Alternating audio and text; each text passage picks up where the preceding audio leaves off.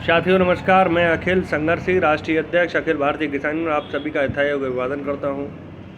जैसा कि आप सभी के संज्ञान में पिछले लगभग 8 वर्षों से अखिल भारतीय किसान यूनियन के तमाम पदाधिकारी कार्यकर्ता हम तन मन धन से निरंतर ईशर नदी बचाओ अभियान के तहत आंदोलनरत है। चाहे वो अलीगढ़ से मैनपुरी की पैदल यात्रा रही हो, चाहे गांव-गांव जागरूकता अभियान रहे हों, ईशर नदी के दाएं बाएं के तालाब, पानी निकास नाले और नदी को बचाने के लिए निरंतर आंदोलन जारी रहा है।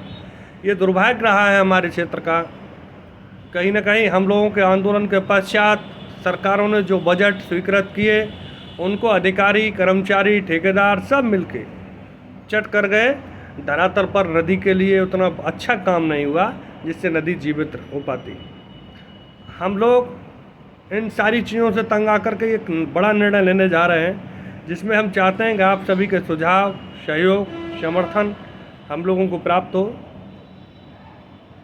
हम अलीगढ़ जनपद से जो ईशर नदी का उद्गम स्थल है, अलीगढ़, हाथरस, एटा, मैनपुरी, फर्रुखाबाद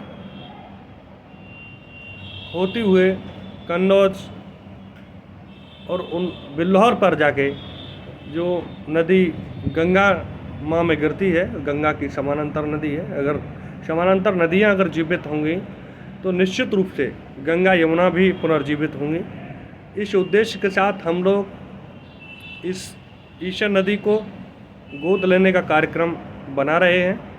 हम उत्तर प्रदेश के मुख्यमंत्री और देश के प्रधानमंत्री से इस नदी को गोद लेने के बाद अपने किसान मजदूरों के संसाधनों से इसकी विधिवत समतल भूमि से कम 15 फुट गहरी और बीच में वाटर लेवल को रिचार्ज करने के लिए पेच वर्क, 1 किलोमीटर दाएं बाएं के सभी तालाबों सहित पानी निकास नालों को खोदाई का काम करेंगे, जिसमें आप सभी का तन मन धन से सहयोग शातिर प्रार्थनीय है।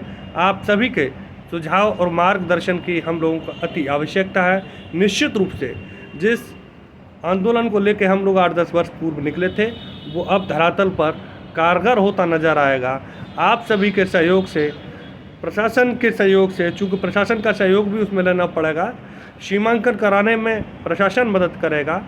जो जब तक सीमांकन नहीं होगा तब तक ये भी पता नहीं लगेगा कि इसका स्वरूप कितनी लंबाई और चौड़ाई में है।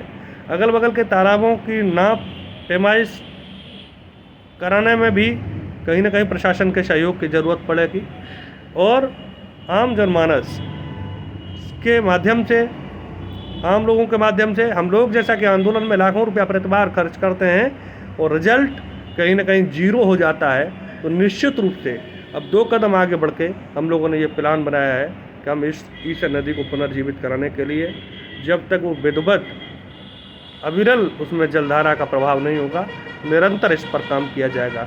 हम चाहते हैं कि इस संदेश को आप अधिक से अधिक शेयर करके हमारे देश के प्रधानमंत्री और मुख्यमंत्री तक पहुंचाने का काम करें और आम किसान नौजवान तक भी ये संदेश पहुंचना चाहिए, जिससे कि आम लोगों का सहयोग, समर्थन भी इस ईशर नदी बचाओ आंदोलन के तहत अखिल भारतीय किसान यूनियन को मिल सके। जय हिंद, जय भारत, जय जवान, जय किसान।